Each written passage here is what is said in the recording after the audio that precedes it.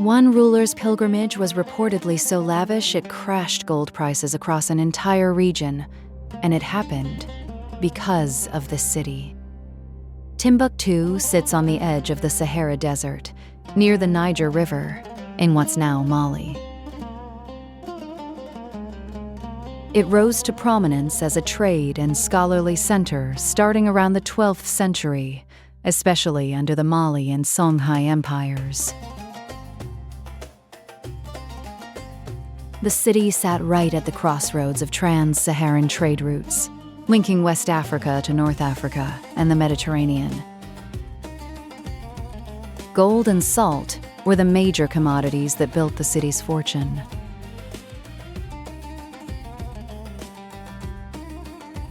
In 1324, Mali's ruler Mansa Musa passed through on his famous pilgrimage to Mecca, investing heavily in the city's development.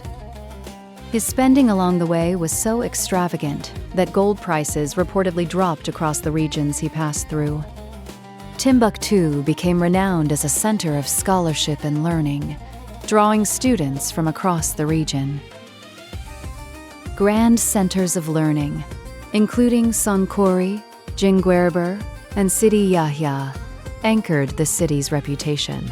The University of Sankore alone hosted thousands of students studying law, astronomy, medicine, and more. Tens of thousands of manuscripts from this era have survived all the way to the present day. These manuscripts cover an extraordinary range of subjects, from astronomy and mathematics to medicine and history. Salt mined from the Sahara and gold from West African sources were the city's most valuable trade goods. Camel caravans regularly crossed hundreds of miles of desert just to reach the city's markets. Over the centuries, control of the city passed between several West African empires, including Mali, Songhai, and later Morocco. The Songhai Empire took control in the late 15th century, and the city continued thriving as a trade and scholarly hub.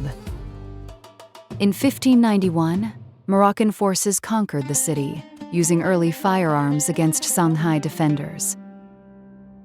After that conquest, the city's prominence gradually began to fade.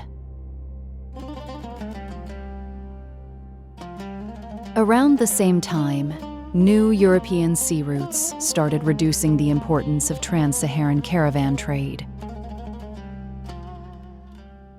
In Europe, Timbuktu became something of a legend, a distant and almost mythical city few had actually seen. It wasn't until 1828 that French explorer René Cailly became one of the first Europeans to visit and return alive. Through periods of instability, local families often hid and protected the city's manuscripts themselves. Modern preservation efforts now work to catalog and digitize these surviving texts.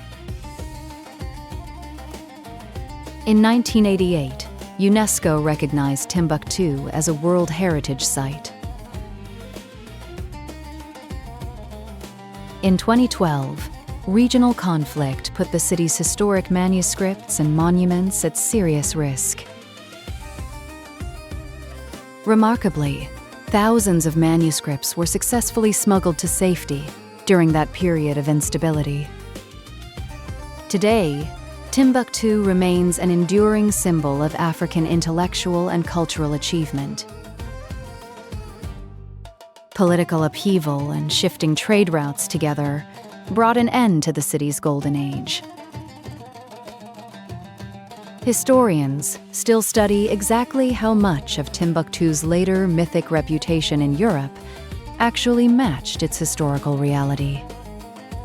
Today, Timbuktu's surviving manuscripts and monuments stand as a rare, direct record of a thriving center of African scholarship.